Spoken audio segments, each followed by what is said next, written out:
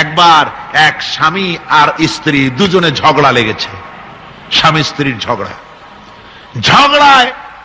বেচারা স্বামী দুর্বল হয়ে গেছে, স্বামীর স্ত্রীর সামনে আর পেরে উঠছে না পারিয়া শেষ পর্যন্ত বলল, ঠিক আছে, তোমার মতো দাজ্জাল মার্কা বউর সাথে আমি আর থাকবো না, আমি চললাম, আমি এবার বিদেশেই চলে যাব, দেশেই থাকবো না।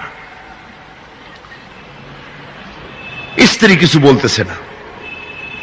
স্বামী দেখে যে সন্ধ্যা পর্যন্ত স্ত্রী তাকে সাধেও না, মহা সমস্যা। বলেও বেচারা মুসিবতে পড়েছে, প্রেস্টিজ কনসার্ন হয়েছে, ইজ্জতের ব্যাপার। শেষ পর্যন্ত জায়নামাজ বালিশ টালিশ পেছাইয়া বিদেশের উদ্দেশ্যে নিজেকে তৈরি করে বারান্দায় নেমে বলল যে মাগরিবের রক্ত যখন হয়েই গেল, মাগরিবটা পড়ে নেই। মাগরিব পড়েছে, দোয়া তাসবিহ ইত্যাদি পড়ছে, দেখেনি স্ত্রীর পক্ষ থেকে কোনো কি দাওয়াত আসে যে আপনার যাইয়া কাম নাই। তো স্ত্রী বেচারিও বুঝে ফেলেছে তার স্বামীর দৌরত্ব কত দূর, সেই জন্য সেও আর কিছু ক্ষয় ঠয় না। এশা রক্ত যখন হয়ে গেছে তখন বিড়বিড় করে স্বামী বেচারা বলছে, মানুষ নাকাউয়ার জাত, সন্ধ্যার আগে ছিলাম কোথায় আর এখন আসলাম কোথায়। বউ ঘরে বসে কয় যে বুঝছি, আর যাওয়া লাগবে না বিদেশে। ঘরের থেকে বারান্দায় নামি তুমি বলো মানুষ না কাউয়ের জাত, সন্ধ্যায় ছিলা কোথায়, এখন নামছো কোথায়, তোমার আর বিদেশে যায় কাম নাই, তুমি ঘরে এসে মশারির মধ্যে ঢোকো। বুঝলেন? তো পৃথিবী থেকে মাত্র 2,32,000 মাইল দূরে চাঁদ, সেই চাঁদে অবতরণ করে বলছে মুহাম্মদ সাল্লাল্লাহু আলাইহি ওয়াসাল্লাম কি চাঁদে গেছে? আরে বেকুব, 2,32,000 মাইল দূরের চাঁদ নয়, 9,30,00,000 মাইল দূরের সূর্য নয়, কোটি কোটি সহস্র কোটি মাইল দূরের গ্যালাক্সি নয়, মিল্কি ওয়ে নয়, সমস্ত তারকারাজি গ্রহ পুঞ্জ সব কিছুকে পেরিয়ে গিয়ে 7 আকাশ ফুড়ে মুহাম্মদ সাল্লাল্লাহু আলাইহি সাল্লাম আরশে আজিম ভ্রমণ করেছেন, যা পৃথিবীর কোন বিজ্ঞানের পক্ষে সম্ভব নয়।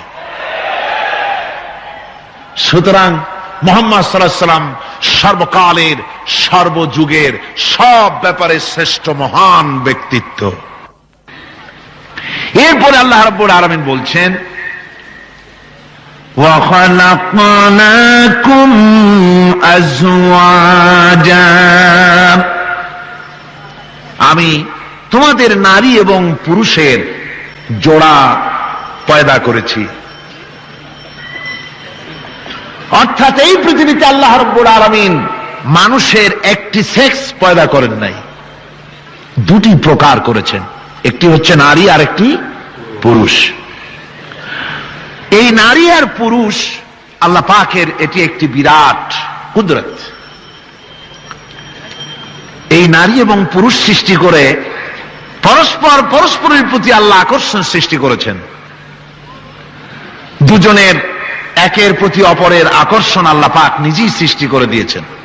ওয়ামিন আয়াতিহি আন খালাকা লাকুম মিন আনফুসিকুম আজওয়াজান লিতাসকুনু ইলাইহা ওয়াজআলা বাইনাকুম মাওয়াদ্দাতাও ওয়া রাহমা। আমার অনেক নিদর্শনাবলীর মধ্যে এটিও একটি নিদর্শন যে আমি তোমাদের থেকে তোমাদের স্ত্রীদেরকে তোমাদের জোড়া পয়দা করেছি। আর কি করেছি, কেন করেছি? লিতাসকুনু ইলাইহা, যাতে করে তোমরা পরস্পরের কাছ থেকে শান্তি, প্রীতি, প্রেম, ভালোবাসা, মহব্বত লাভ করতে পারো। এটা আমার নিদর্শন একটি। কিরকম নিদর্শন? ভিন্ন পরিবেশে লালিতা পালিতা একটি মেয়ে ভিন্ন পরিবেশে লালিত পালিত একটি পুরুষের সঙ্গে যখন বিবাহ হয়ে যায়, আল্লাহ রাব্বুল আলামিন বলেন আমি তখন একের প্রতি অপরের মহব্বত আর ভালোবাসা আমি আল্লাহ তৈরি করে দেই। ওই মেয়েটি জানার কথা না, মেয়েটির বাড়ি হচ্ছে লংলা, শ্রীমঙ্গল, বিয়ে হয়েছে দিনাজপুর। দিনাজপুরের লোকেরা বোয়াল মাছ খায় না, কিন্তু এখানের লোকেরা বোয়াল মাছ খুব পছন্দ করে। কথা বুঝতে পেরেছে? এখানে কথাবার্তা এক রকমের, সেখানের কথাবার্তা আর এক রকমের। এই দুইটা মিলাইয়া খিতে হয়েছে তো খিতে হয়েছে। কথা বুঝতে এখন উপায়টা কি? অথচ এই দুই স্বামী স্ত্রীর মধ্যে আল্লাহ পাক কি মহব্বত পয়দা করে দেন, একজন আরেকজনের জন্য জীবন দিতে প্রস্তুত হয়ে যায়। সুবহানাল্লাহ পড়েন। আল্লাহ রাব্বুল আলামিন বলেন ওয়াজআলা বাইনাকুম মাওয়াদ্দাতান, প্রথমে তো ভালোবাসা সৃষ্টি করি, প্রেম সৃষ্টি করি, বিবাহ হওয়ার পর যে ভালোবাসা হয় বিশেষ উদ্দেশ্যকে সামনে রেখে ওই ভালোবাসা হয়। এরপরে যখন বয়স বাড়তে থাকে, যখন বার্ধক্য আসে, তখন ওই ভালোবাসাটা আর থাকে না যেটা ছিল প্রথম, সেটা আমি ওয়াজআলা বাইনাকুম মাওয়াদ্দাতান ওয়া রাহমা, মাওয়াদ্দা তখন রহমতে পরিণত হয়ে যায়। প্রথমে থাকে একটা প্রেম কেন্দ্রিক ভালোবাসা, পরবর্তী সময় যখন স্বামী বুড়ো হয়ে যায় আর স্ত্রী যখন বুড়ি হয়, তখন আল্লাহ পাক বলেন আমি উভয়ের মধ্যে সহৃদয়তা করুণার সৃষ্টি করে দেই, পরস্পরের প্রতি আকর্ষণ তখন আরো বাড়িয়ে দেই। একজন আর একজন ছাড়া চলে না, বুড়ার বুড়ি ছাড়া উপায় থাকে না। ঘরের মধ্যে ফ্রিজ আছে, কালার টিভি আছে, তারপরে সুন্দর বিছানাপত্র আছে, কোন জিনিসের অভাব নাই বুড়ার।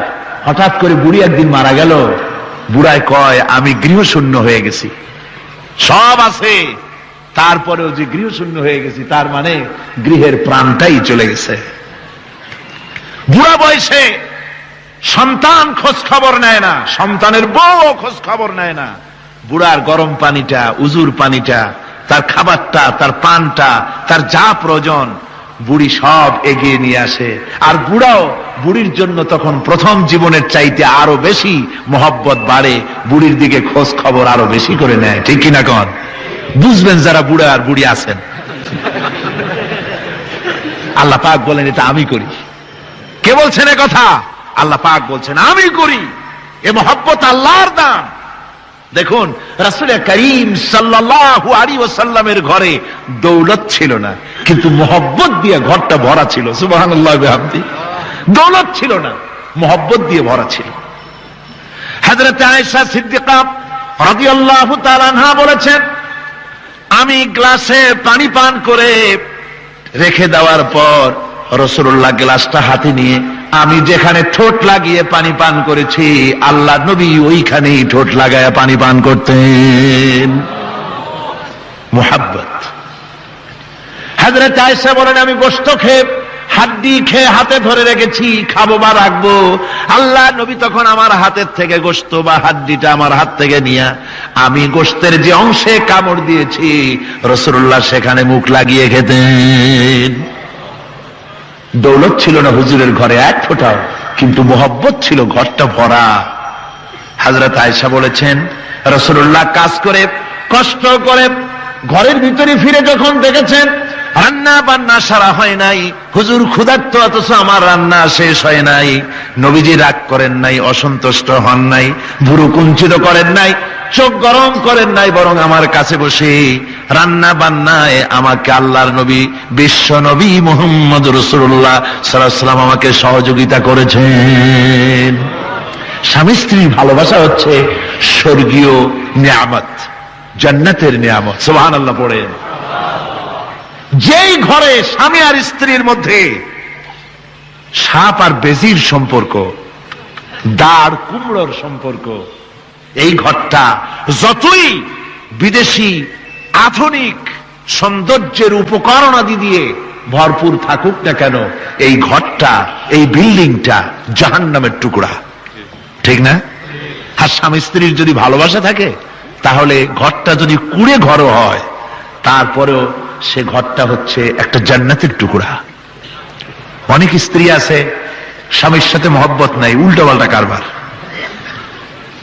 ওই রকম এক স্বামীর কাছে খবর আসছে যে আপনি তো এই গ্রামের মাতবাড়ি করেন, বিচার আচার করতেছেন, আপনার বউ তো গোসল করতে গিয়ে পড়ে গেছে নদীর মধ্যে। তো লোকটা দৌড় দিয়েছে, দৌড়ে গেছে, যায় কয় যে কোন জায়গায় পড়ছে, কয় যে এইখানে পড়ছে। লোকটা তখন জোয়ারের পানি যাচ্ছিল এইদিকে, লোকটা দৌড় দিছে উল্টা দিকে। লোকেরা কয় যে মিয়া তোমার বউ পড়েছে এইখান থেকে জোয়ারের পানি এদিকে যায়, তুমি উল্টা দৌড়াও কেন? মাতবার বলছে যে দেখো এটা হচ্ছে আমাদের ইন্টারনাল অ্যাফেয়ার্স, এটা বুঝবা না। এই স্ত্রী সারাটি জীবন আমার উল্টা চলেছে। আমি যদি বলেছি 100, সে বলেছে 335। আমি যদি বলেছি এখন দিনের 12টা, সে বলেছে এখন রাত 3:35। সম্পূর্ণ উল্টা সারা জীবন যে চলেছে।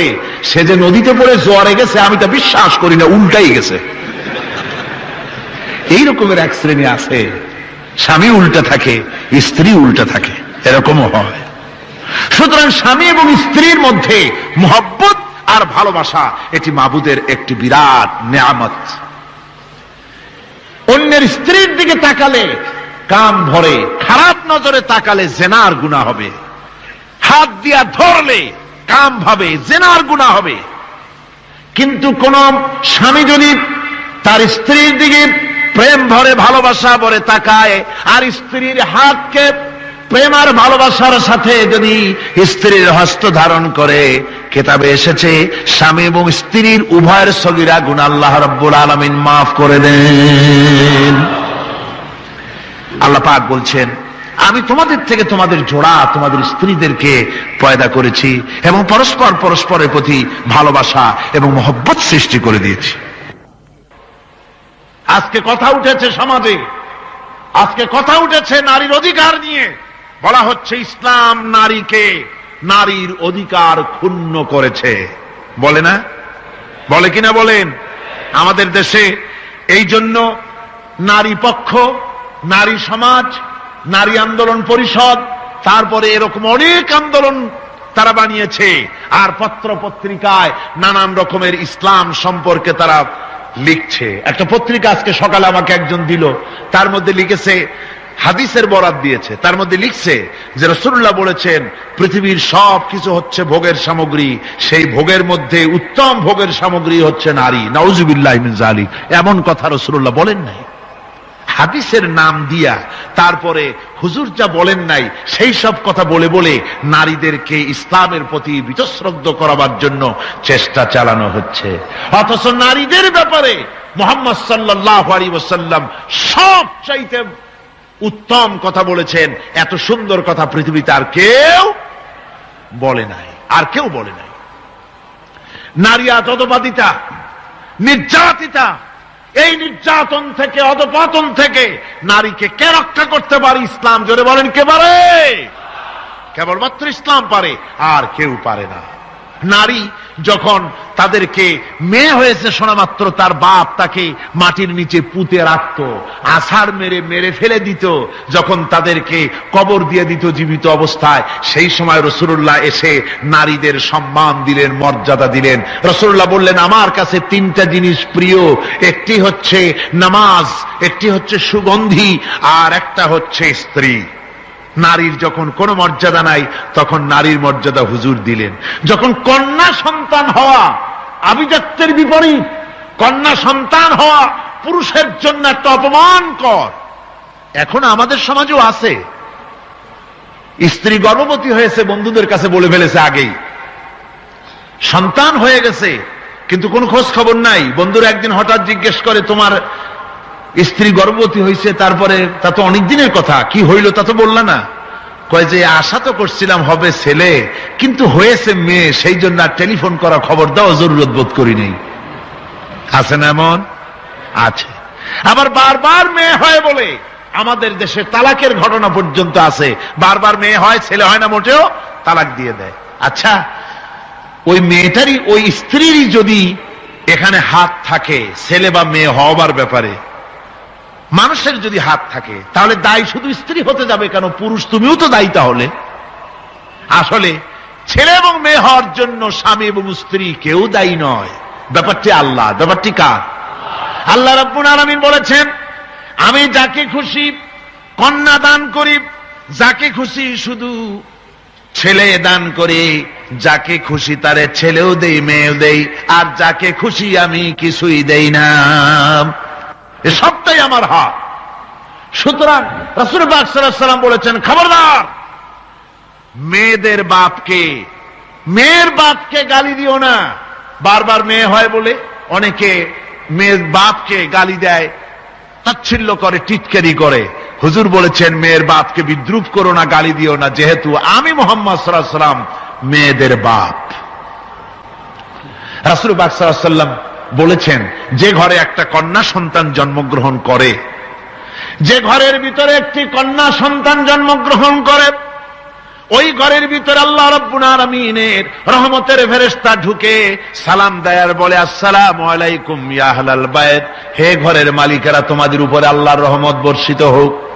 রহমতের ফেরেশতারা ঘরের ভিতরে প্রবেশ করে কন্যা সন্তানটির মাথার উপরে হাত বুলায় আর বলতে থাকে, এই দুর্বল দেহ একটি দুর্বল দেহের ভেতর থেকে বেরিয়ে এসেছে, এই কন্যা সন্তানটিকে যে লালন পালন করবে আল্লাহ রাব্বুল আলামিন তাকে শান্তিতে রাখবেন। রাসূল পাক সাল্লাল্লাহু আলাইহি ওয়াসাল্লামের কাছে একজন এসে বলছে, ইয়া রাসূলুল্লাহ, আমার এক মেয়ে। হুজুর কয়, তোমার এক বেহেশত। আর একজন কয়, হুজুর আমার দুই মেয়ে। কয়, তোমার দুই বেহেশত। এরকম হাদিস আছে নাকি যে একজন বললো আমার এক ছেলে আর হুজুর বলছেন তোমার এক বেহেশত? আছে এমন? সুতরাং মেয়েকে কি মর্যাদা দিয়েছে ইসলাম। রাসূলুল্লাহ বললেন, যার তিনটি মেয়ে আছে আর ওই তিনটি মেয়েকে আদব শিক্ষা দিয়েছে, তারবিয়াত শিক্ষা দিয়েছে, দ্বীন শিক্ষা দিয়েছে, স্নেহ করে স্নেহ দিয়ে লালন পালন করেছে, তারপরে সৎপাত্রস্থ করেছে, ওই মেয়ের লালন পালনকারী মাতা পিতা আর আমি মুহাম্মদ সাল্লাল্লাহু আলাইহি ওয়াসাল্লাম কিয়ামতের দিন একই জান্নাতে পাশাপাশি অবস্থান করব। সুবহানাল্লাহ ওয়া বিহামদিহি। মেয়ের ব্যাপারে রাসূলুল্লাহ এত কথা বলেছেন, নারীদের ব্যাপারে এত কথা বলেছেন। হুজুর বলেছেন, তোমরা যখন সফরে যাবে, সফর থেকে আসার সময় আমরা অনেকে হাদিয়া তোহবা নিয়ে আসি, জামা কাপড় মিষ্টি চকলেট ইত্যাদি আমরা নিয়ে আসি, আনি না? কি বলেন, আনি না? আল্লাহর নবী বলেছেন, বাইরের থেকে সফর থেকে বাজার থেকে হাদিয়া তোহফা ঘরের জন্য জানবে, এনে যখন তোমরা তা দেওয়া শুরু করবে, সর্বপ্রথম মেয়ে থেকে দেওয়া শুরু করবে, মেয়েকে আগে দাও। হুজুর সাল্লাল্লাহু আলাইহি ওয়াসাল্লাম তার কলিজার টুকরা মেয়ে ফাতেমাকে মহব্বত করতেন, এত মহব্বত করতেন, কোন দিকে যাওয়ার আগে সকলের সঙ্গে দেখা করে শেষে দেখা করতেন হযরত ফাতেমার সঙ্গে। আবার সফর থেকে ফিরে এসে সর্বপ্রথম তিনি দেখা করতেন হযরত ফাতেমা রাদিয়াল্লাহু তাআলা আনহার সঙ্গে। একবার হযরত আলী এবং হযরত ফাতেমার মধ্যে মনোমালিন্য হলো, হুজুরের মুখটা মলিন হয়ে গেল, রাসূল পাকের মুখ মলিন হয়ে গেল। হুজুর সাল্লাল্লাহু আলাইহি ওয়াসাল্লাম ঘরের মধ্যে প্রবেশ করলেন, হযরত আলীর ঘরে হযরত ফাতেমা এবং আলীকে এক জায়গায় বসালেন। কিছুক্ষণ পর হুজুর বেরিয়ে এলেন, হুজুরের মুখে হাসি। সাহাবায়ে কেরাম বললেন, হুজুর একটু আগে আপনার মুখ মলিন দেখেছি, এখন খুব উৎফুল্ল মনে হচ্ছে। হুজুর বলছেন, আমি তাদের মধ্যে মনোমালিন্যটা দূর করে দিয়ে এসেছি। ফাতেমা আমার কলিজার টুকরা, যে ফাতেমাকে ব্যথা দেয় সে আমি মুহাম্মদ সাল্লাল্লাহু আলাইহি ওয়াসাল্লামকে ব্যথা দেয়। রাসূল পাক সাল্লাল্লাহু আলাইহি ওয়াসাল্লাম কন্যাদেরকে এভাবে মর্যাদার কথা বলেছেন।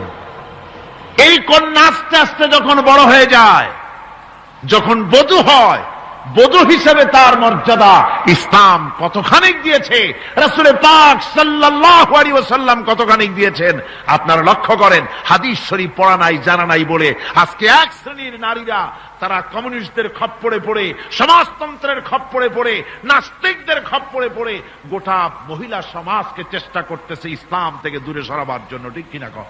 হযরত আয়েশা বলেছেন, আমি যখন ঘরে কাজ করতেছি, হুজুর বাইরের থেকে এসে দেখেছেন আমার রান্না করতে দেরি আছে, খাবার দাবার এখনো রেডি হয় নাই, হুজুর ক্ষুধার্ত, কিন্তু হুজুর ভুরু কুঞ্চিত করেননি, হুজুর বিরক্ত হননি, হুজুর আমাকে গালমন্দ করেননি, আমার কাছে বসে তিনি আমার রান্নার সহযোগিতা করেছেন। সুবহানাল্লাহি ওয়া বিহামদিহি।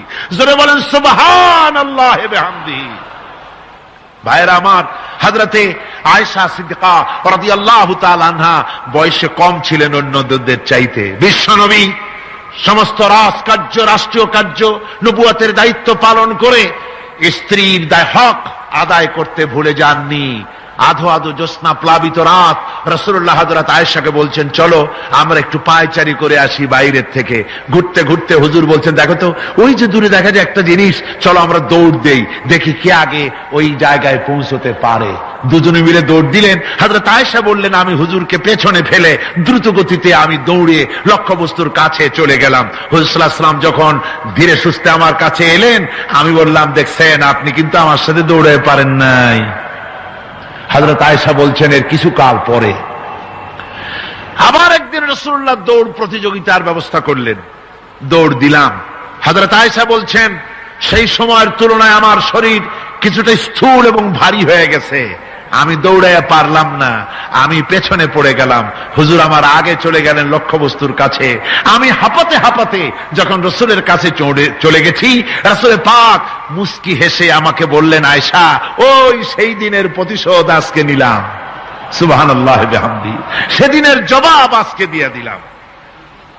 স্বামী স্ত্রীর দাম্পত্য জীবনের এই দৃশ্য কতখানি উপভোগ্য, সুবহানাল্লাহ বিহামদি। এই জন্য স্বামী স্ত্রীর ভিতরে যে মুহাব্বত, এটা বেহেশতি অবদান, এটা জান্নাতের অবদান, এটা আল্লাহর নিয়ামত। এটা কি ধরে কোন আল্লাহর নিয়ামত।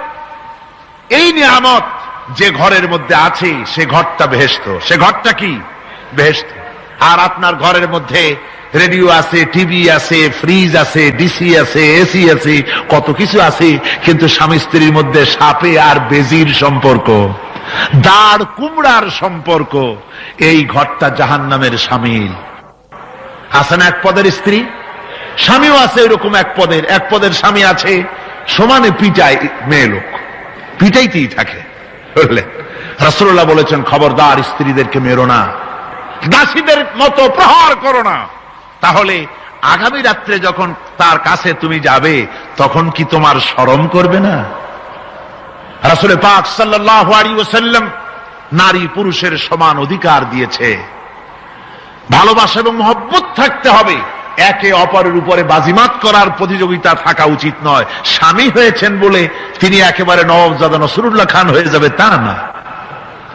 আবার স্ত্রী স্বামীকে গোলাম হিসাবে ব্যবহার করবে, তাও না। ভালোবাসা, শ্রদ্ধা, পারস্পরিক মহব্বত হিসেবে মর্যাদা সমান রাখা হয়েছে। কিন্তু মাঝে মধ্যে দেখা যায়, কিছু অভিযোগ পাওয়া যায়, স্ত্রীরা এমনও করে, স্বামীকে একেবারে গোলামদের মতোই রাখে। এই রকমের এক শ্রেণীর আছে। সমান অধিকারের চিন্তা নিয়ে স্বামী নির্যাতনের কোনো প্রশ্নই ওঠে না। রাসূলুল্লাহ আবার মর্যাদা পুরুষের এক ধাপ বাড়ায় দিয়েছেন। আল্লাহর নবী বলেছেন, এই পৃথিবীতে মানুষকে যদি আমি মানুষের সামনে সেজদা করার জন্য যদি অর্ডার করতাম, তাহলে দুনিয়ার সমস্ত নারীদেরকে অর্ডার করতাম তার স্বামীকে সেজদা করার জন্য।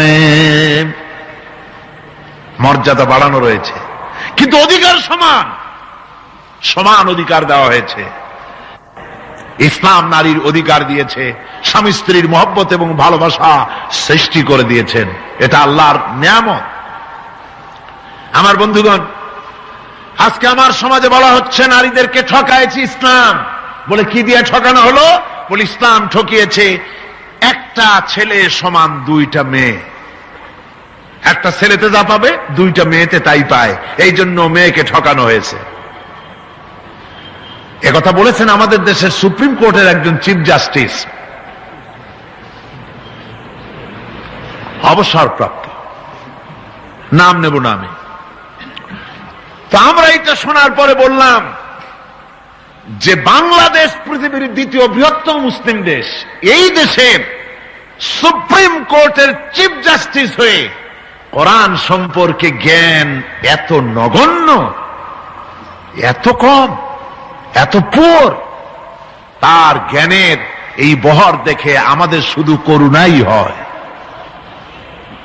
কোরআনে কারীমের এক জায়গায় তিনি দেখেছেন এক ছেলে সমান দুই মেয়ে, কিন্তু মেয়েকে যে আরো অনেক জায়গা থেকে দেওয়া হয় তা কি লক্ষ্য করো নাই? ছেলে তো এক জায়গায় পিতার কাছ থেকে বোনের ডাবল পেল, বোনের তুলনায় বেশি পেল এক জায়গায়, কিন্তু বোনকে মেয়েকে অনেক জায়গা থেকে আল্লাহ দেওয়ার ব্যবস্থা করেছেন।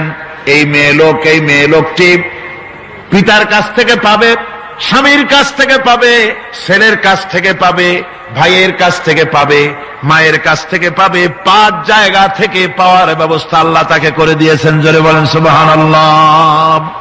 5 জায়গা থেকে তার পাওয়ার ব্যবস্থা আছে। এক জায়গায় একটু ছেলেকে বেশি দিয়েছে, দেখি তার চোখ কালা হয়ে গেছে। আল্লাহর উপরে কমেন্ট করতেছে, নাউযুবিল্লাহি মিন যালিক।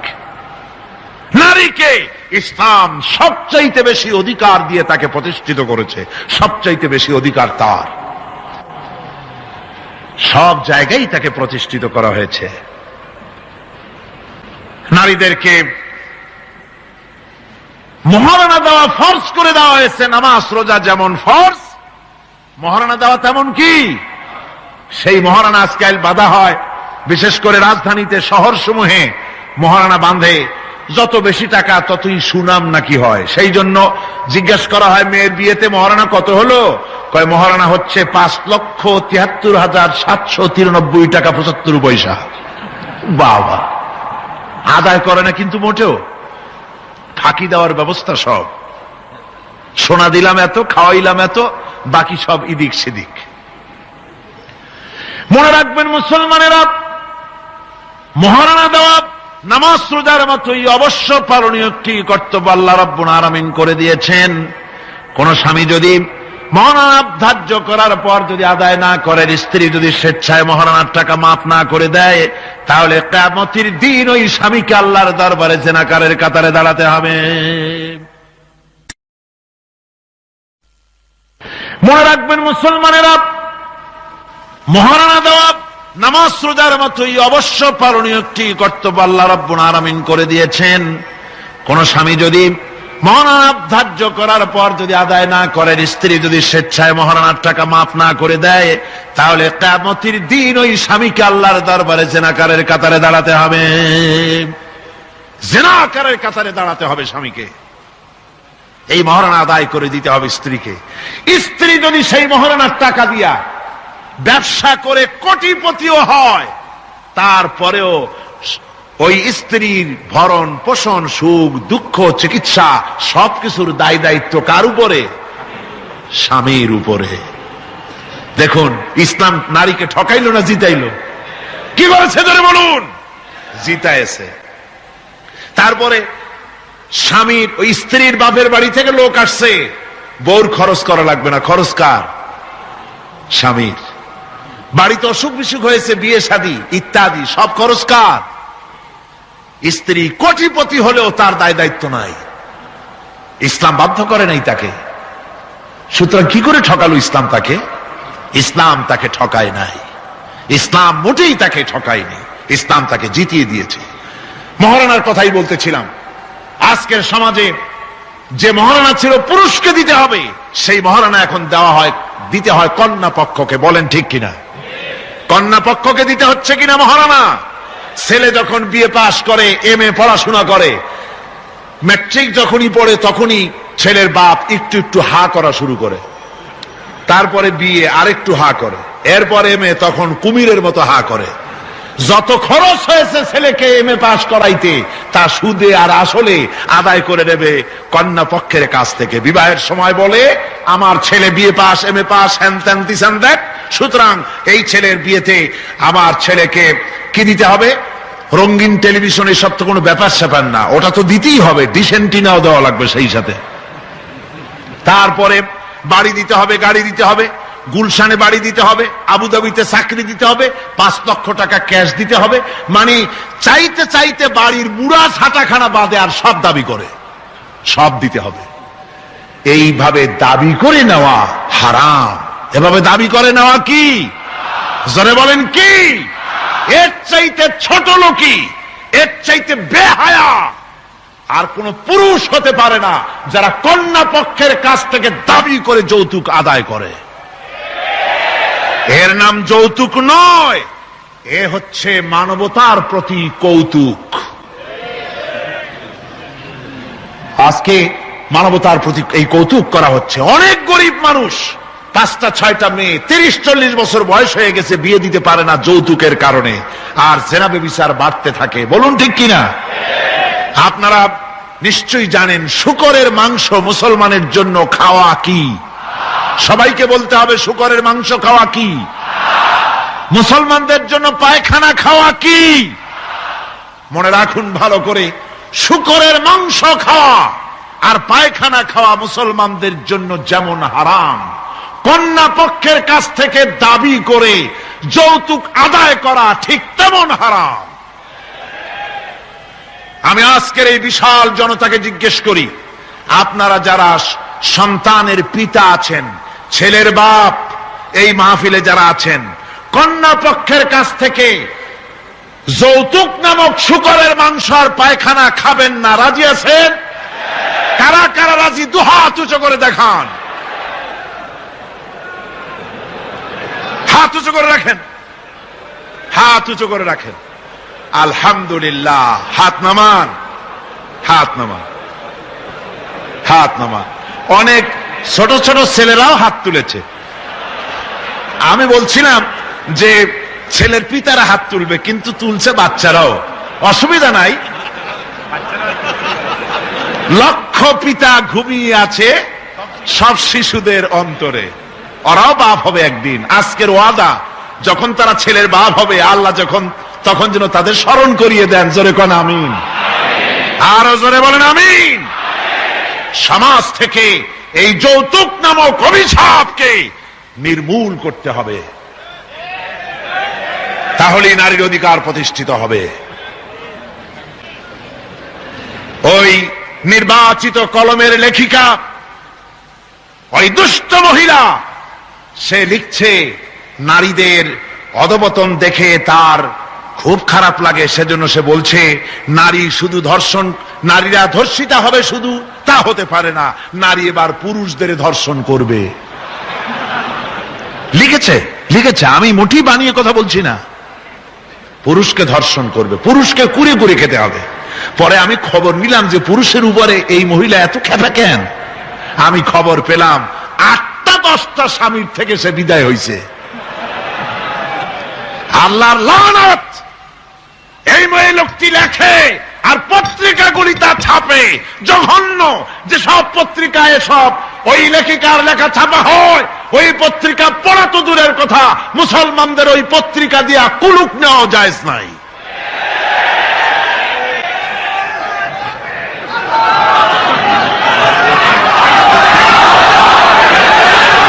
আমার মুসলমান ভাইয়েরা, নারীর সম্মান কে দিল? জোরে বলেন, কে দিল?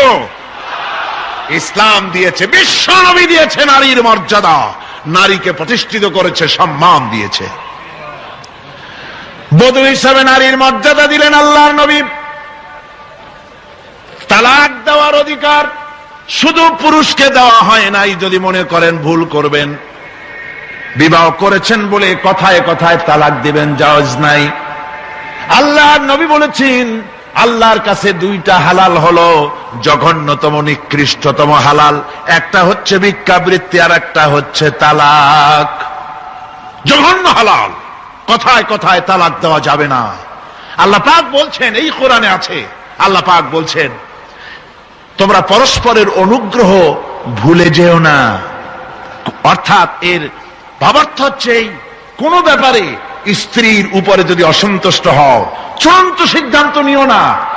স্ত্রীর আজকের একটা ব্যবহারে তোমার মন খারাপ হয়েছে, চূড়ান্ত সিদ্ধান্ত নিও না। এই স্ত্রীর অনেক অবদান তোমার উপরে আছে, সেই সব ভালো কথাগুলি স্মরণ করে আজকের এই জিনিসটাকে ভুলে যাও। সুবহানাল্লাহ ওয়া বিহামদিহি। ইসলাম চায় স্বামী স্ত্রীর পারস্পরিক মোহব্বত চায়, ভালোবাসা চায়।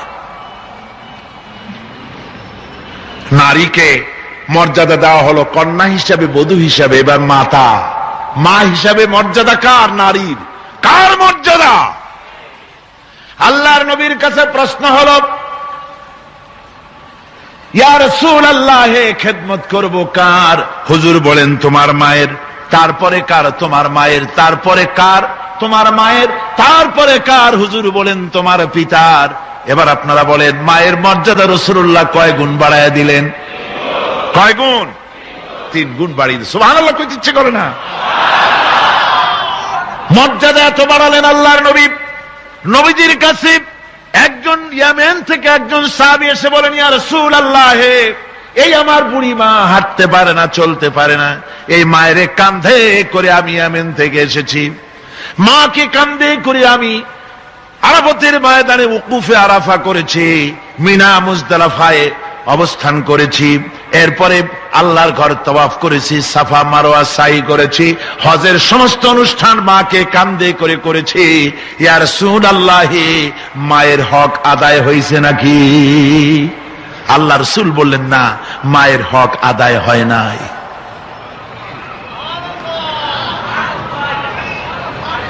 বুকের চামড়া দিয়ে মা, সন্তান যদি মায়ের পায়ের জুতা তৈরি করে দেয়, এক ফোঁটা দুধের হক আদায় হবে না। এমন সময় তোমার ছিল যখন তুমি গলা শুকিয়ে যাচ্ছে, কথা বলতে পারো না, তোমার ভাষা কান্না। ভাষা কি? ছোট্ট শিশু, ভাষা তার কান্না। ক্ষুধা লেগেছে বলতে পারে না, পিপাসা লেগেছে বলতে পারে না। ওই বাচ্চা যখন কাঁদতে থাকে, মায়ের কলিজার সঙ্গী স্নেহের তার জোড়ানো আছে, মায়ের কলিজায় আঘাত লেগে যায়। মায়ের হাতে যত কাজ থাকুক না কেন, সমস্ত কাজ ফেলে রেখে বাচ্চাটাকে কোলের সাথে জড়াইয়া দুধটা মুখের মধ্যে দিয়ে দেয়।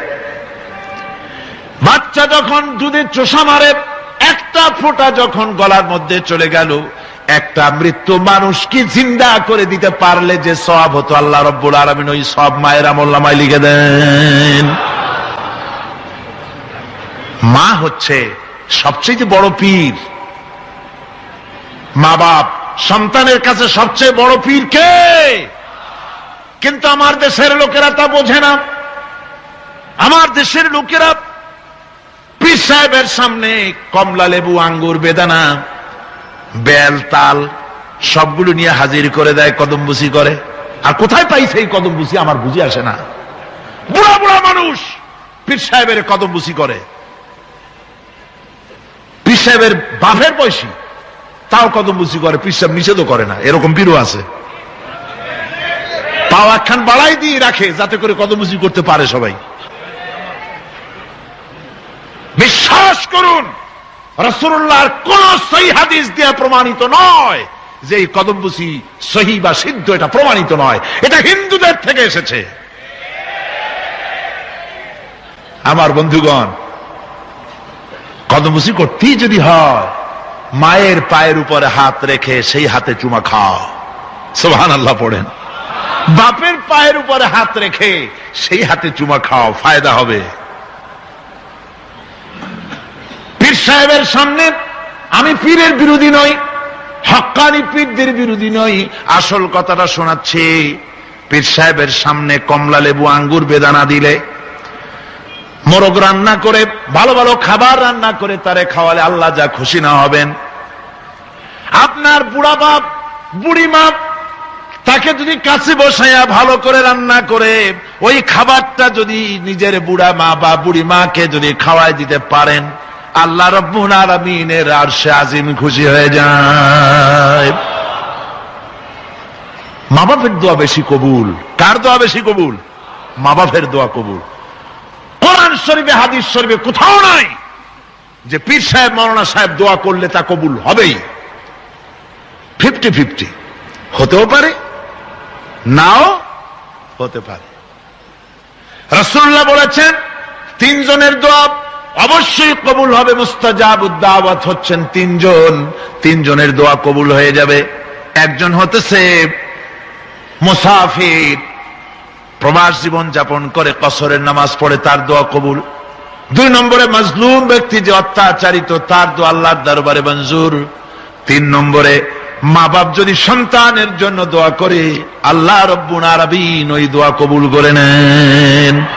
অবশ্যই দোয়া মঞ্জুর। মা বাপের দোয়া তার সন্তানের জন্য অবশ্যই মঞ্জুর। 100% সিউরিটি। কে দিয়েছেন? রাসূল পাক সাল্লাল্লাহু আলাইহি ওয়াসাল্লাম বলেছেন। সুতরাং যেখানে 100 ভাগ সম্ভাবনা, সেখানে যায় না। সেখানে একটা চাদর নাই এই শীতে, কাপড় নাই, মশারি নাই, খাবার নাই, আর কোথাও কোনো হুজুরের নাম শুনলে ভালো ভালো খাবার নিয়ে হুজুরের সামনে হাজির। উল্টা কাম হইতেছে না? কোন উল্টা কাজ হচ্ছে না? মা বাপের দোয়া বেশি কবুল হবে। হযরতে বাইজিদ বুস্তামি রাহমাতুল্লাহ আলাইহি বাচ্চা মানুষ, মা অসুস্থ, গভীর রাত্রে মায়ের ঘুম ভেঙে গেছে, বলছে বাবা পিপাসায় অস্থির হয়ে গেছে, তাড়াতাড়ি করে একটু পানি নিয়ে আসো। ছেলে পানি আনতে গেল, পানি আনতে দেরি হয়ে গেছে, এসে দেখে মা ঘুমিয়ে গেছেন। মায়ের শিয়রে দাঁড়ায় আছেন পানি নিয়ে। ঠান্ডা রাত, ফজরে রক্ত হয়ে গিয়েছে, মায়ের ঘুম ভেঙে গেল। ঘুমের থেকে জেগে দেখে ছেলে কাঁদতেছে, হাতে পানির গ্লাস। বাবা কাঁপো কেন, পানি কেন হাতে? ছেলে বলে মা তোমার কি মনে নাই, পানি চেয়েছিলে, ঘরে পানি ছিল না বলে বাইরের থেকে পানি এনে এনে দেখি তুমি ঘুমায় গেছো। মা বলছে, বাবা গ্লাসটা আমার শিয়রে রেখে তুমি ঘুমাইলে না কেন? ছেলে বলে, মা পানি নিয়ে দাঁড়িয়ে রইলাম, আবার যদি তোমার ঘুম ভাঙে পানি চাও, সময় মতো যদি দিতে না পারি তোমার কষ্ট হবে, তাই পানি নিয়ে সারা রাত তোমার শিয়রে দাঁড়ানো। মা তাড়াতাড়ি করে কলিজার টুকরা সন্তান শিশু বাইজিদকে বিছানায় কম্বল দিয়া ঘুম পড়ায় দিয়া উজু করে ফজরের নামাজ আদায় করে সেজদায় পড়ে কান্দেন আর বলে, রব্বুল আলামিন, আমার কচি বাইজিদ আমার জন্য যা করলো আমার কলিজা খুশি হয়ে গেছে। আল্লাহ, আমি মা হয়ে আমার বাইজিদের জন্য দোয়া করি, তুমি আমার বাইজিদকে সুলতানুল আরিফিন বানাইয়া দিও। রব্বুল আলামিন দোয়া মঞ্জুর করলেন। মা বাপের দোয়া আল্লাহর দরবারে বেশি কবুল হয়ে যায়।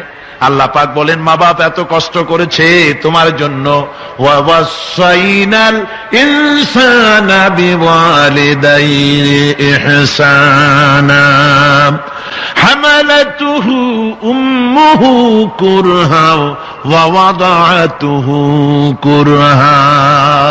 আমি বিশ্বের সমস্ত মানুষকে অর্ডার করেছি, তোমরা তোমাদের নসিহত করেছি, উপদেশ দিয়েছি, তোমরা তোমার মা বাপকে সম্মান করবে। তোমার মা, আল্লাহ বলছেন, কে বলছেন? তোমার মা তোমাকে গর্ভধারণ করেছে অত্যন্ত কষ্টের সাথে, ডেলিভারিও করেছে অত্যন্ত কষ্টের সাথে।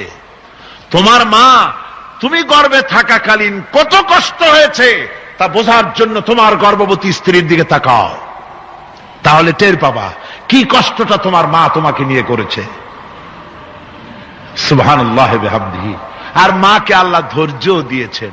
সন্তান হাঁটু দিয়া গুতা মারে, পেটের মধ্যে মাথা দিয়া গুতা মারে, তারপরে এই যন্ত্রণা এই কষ্ট সহ্য করে সন্তান ডেলিভারি পর্যন্ত এই কষ্ট সইতে থাকে।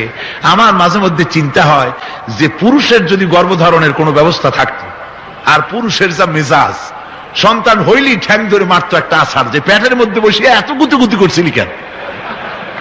কিন্তু মা, সুবহানাল্লাহ, সুবহানাল্লাহ বলেন। সবার খাওয়া দাওয়া হয়ে গেছে, মা তো আগে খাই না, সকলের খাওয়া দাওয়া হয়ে গিয়েছে, এক পেট ক্ষুধা নিয়ে খেতে বসেছে। শেষের দিকে বেলা 3:30 4টার মতো হয়ে গেছে, তখন খেতে বসেছে। কোলের মধ্যে অথবা পাশে তার বাচ্চা পায়খানা করে দিয়েছে। এতটুকুনো বিরক্ত হয় নাই, বাচ্চাটাকে ক্ষুধা পিঠির ভিতরে রেখে খাবার থালা সরায় দিয়া ওই বাচ্চা ছেলেকে উঠায় নিয়ে পায়খানা পরিষ্কার করে ধুয়া মুছা সাফ করে বাচ্চার গালের উপরে চুমা দিয়া কোলে নিয়ে আবার খেতে বসলো। মা, এই মাকে কি করে ভুলে যাও? নাফরমান, মায়ের সাথে বেয়াদবি করো না, কপাল জ্বলে যাবে, তাকদীর জ্বলে যাবে। সারা জীবন চেষ্টা করেও তাকদীরের কোনো উন্নতি হবে না যদি মাকে কষ্ট দাও। কথা মনে থাকবে? মনে থাকবে মুসলমান?